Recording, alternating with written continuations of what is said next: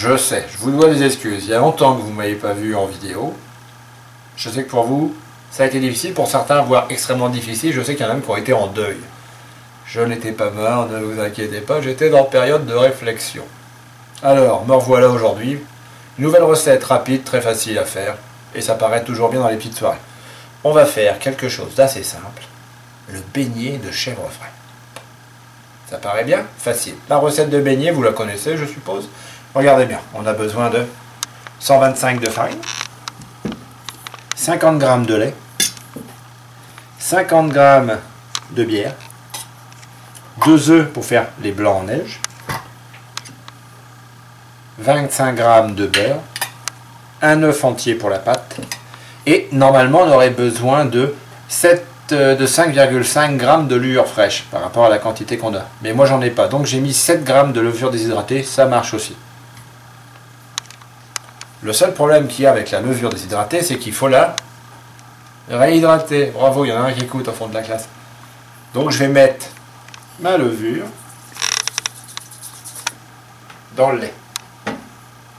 Première chose à faire, il faut la réhydrater. J'ai oublié du chèvre frais pour les beignets aux chèvres. Si on n'a pas de chèvre, on a l'air un peu... J'ai pas le droit de dire de mauvais mots, il y a des enfants. Alors, pour commencer, les beignets aux chèvres frais, très facile. Petit cul de poule, ou une bassine en stainless, farine,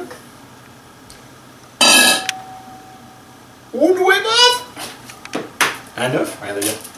Là, je sais ce que vous allez me dire. Comment il arrive à casser un œuf avec une seule main? Je ne pourrais pas vous le dire, c'est un secret. C'est des années et des années de pratique. Un œuf, et là, tranquillement, j'ai déjà commencé à mélanger. J'ai mis l'œuf dans le milieu pour faire comme un petit volcan, puis je tourne et je tourne et je tourne pour pas avoir trop de grumeaux. Ou, comme on dit chez moi, des motons. Ça tombe bien parce que j'ai un nouveau chien qui est un gardien de motons. Alors là, vous voyez, je mélange. Évidemment, là, ça devient un peu épais. Normal. Hop. De suite, je prends mon lait avec ma levure que j'ai réhydratée. Je l'incorpore. Très bien, voilà, comme ça. Rapidité, efficacité pour ne pas changer les 3 mots-clés pour bien cuisiner. Je commence à mélanger. Pareil, je commence par le milieu à l'extérieur en amenant petit à petit la farine. Un léger brassage de la bassine permet d'amener la farine au centre. Et là, je mélange. Évidemment, ça commence à s'épaissir et est un peu plus difficile. Donc, pour me rendre la vie un peu plus facile, je vais mettre ça comme ça. Et là, je vais mélanger. Évidemment, c'est encore très épais. J'ajoute la bière. Pour la bière, vous y allez avec ce que vous aimez. Moi, j'ai mis une bière blonde classique, hein, normale, rien d'extraordinaire. Et là, je mélange doucement, tranquillement. Voilà. Une fois. Vous remarquerez, je ne fais aucun bruit avec le fouet. Tout le geste est dans le bout de la main. Mais... les bouts de la main. Ouais, j'arrête de dire des bêtises, que le caméraman, on va me licencier. Voilà. Donc là, une fois que tout est bien mélangé comme ça, je vais incorporer mon beurre que j'aurai au préalable mis à fondre. Alors mon beurre est fondu. Il est ici, bougez pas, je l'ai chauffé.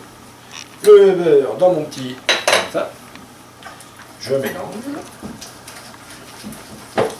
Et là, une fois bien mélangé, je débarrasse au frigidaire. Pendant que notre pâte est au frigo, en train de faire sa vie, nous, on va préparer des petites billes de chèvre. Facile, le chèvre frais est là, vous le voyez bien. Voilà, le chèvre. Ok, donc pour vous montrer la technique, super facile, un petit morceau de chèvre, je le mets dans la main, d'accord. Là je fais comme ça, et là regardez, pas mal, je repose, je fais ça, je fais juste des petits mouvements circulaires dans le creux de la main, je dépose, et je fais comme ça avec tout le chèvre que j'ai là.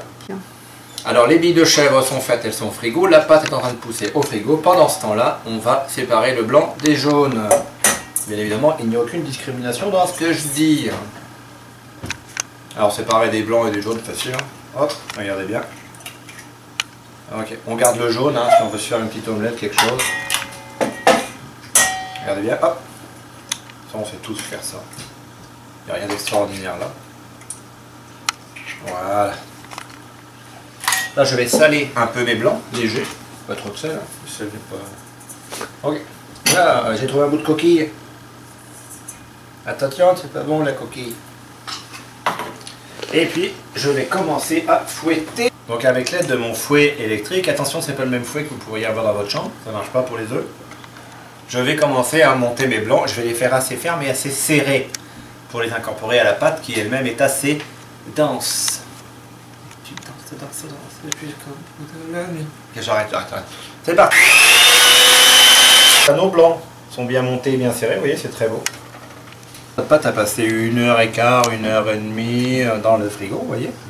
Donc elle est devenue homogène, elle a poussé un petit peu. Bien évidemment, la quantité que j'ai fait est petite. Vous pouvez en faire plus à la maison, bien évidemment.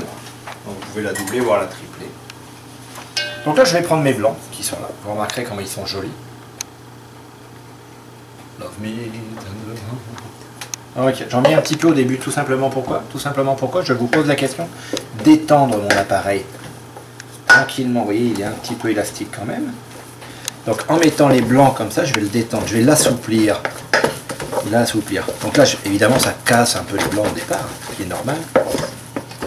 Et vous voyez, ma pâte, elle devient beaucoup plus souple. Donc tranquillement comme ça. Je vais lui donner une deuxième vie, après en ajoutant le reste de blanc.